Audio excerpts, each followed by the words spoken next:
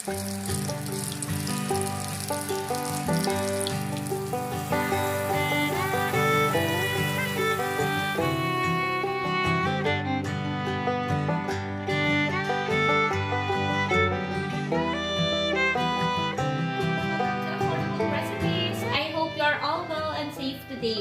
So ngayon, mag-share ulit ako sa inyo ng isang negosyo idea, ang chicken balls. So I hope magustuhan nyo yung video natin ngayon.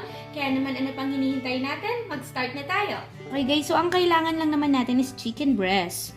So first is tanggalin natin yung balat niya. Yan, tabi natin to, yung balat. Then maghiwa tayo. So may mga nahiwa na ako kanina. Ayan siya. So, syempre, hiwain natin siya into small pieces.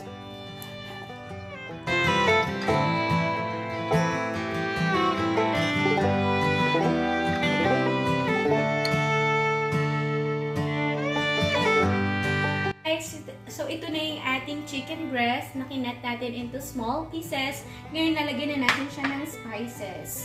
So, we have salt. Yan. Okay. We have powdered garlic,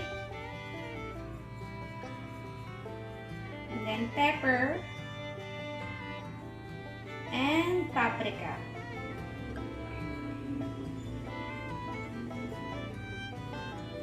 Then mix lang natin siya. So kung wala kayong paprika or powdered garlic, pwede naman salt and pepper na lang. So nilagyan ko lang din ng garlic and paprika para mas rich yung flavor niya. Para mas maging tasty siya.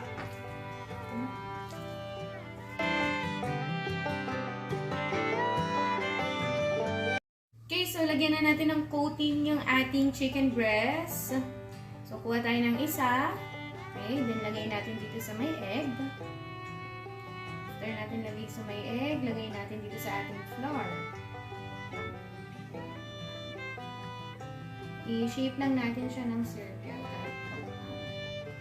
Hindi naman siya ganun ka-perfect circle dapat. Basta medyo circle siya. Ayan. So, ito na siya. Ilagay na natin dito sa ating lalagyan. Okay? Kuha tayo ng isa. Lagay natin dito sa egg.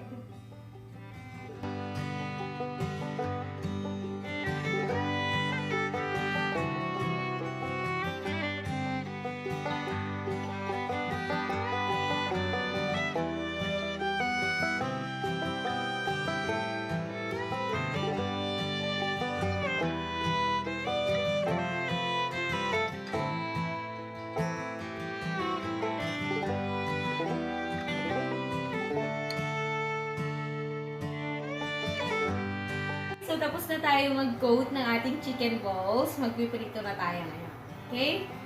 So, bago natin siya ilagay dito sa ating mantika, kailangan i-check natin kung kumukulo na ba yung mantika natin. So, gamitin natin itong stick. Lagay natin dito. Ayan, pag hindi pa siya nag-bubbles ng ganito, hindi pa siya kumukulo. So, maya pa natin pag-ilagay. Try na natin guys kung mainit na yung mantika natin. Ayan, so nagbo-bubbles na siya. Ibig sabihin, kumukulo na yung mantika natin. Pwede na tayong mag-prito. So, kuha na tayo. And then, lagay na natin siya dito. Ayan.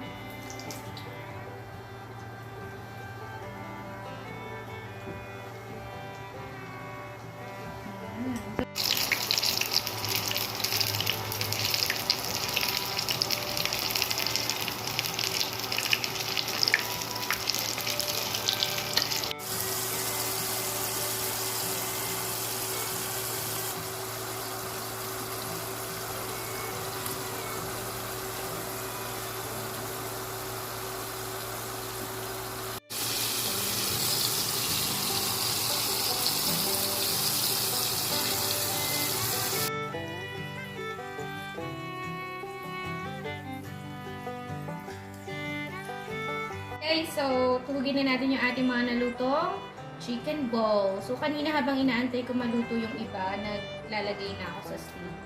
So ganun dapat pag nagtitinda para mabilis. Yan, para hindi mainip yung mga customer. So 5 piraso sa isang stick. Kusot natin. So So, dapat hindi magkakasama yung puro maliliit, tas puro malalaki. So, dapat ano tayo, even. May maliit, may malaki.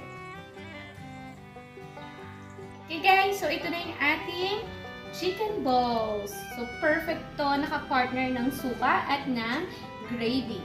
Okay? Sa dulo ng video na to nilagay namin yung costing. So, check mo na lang. Okay? Kung like mo yung content natin, palike na lang ng video namin and subscribe ka na rin kung hindi ka pa nagsasubscribe. So, see you on my next video.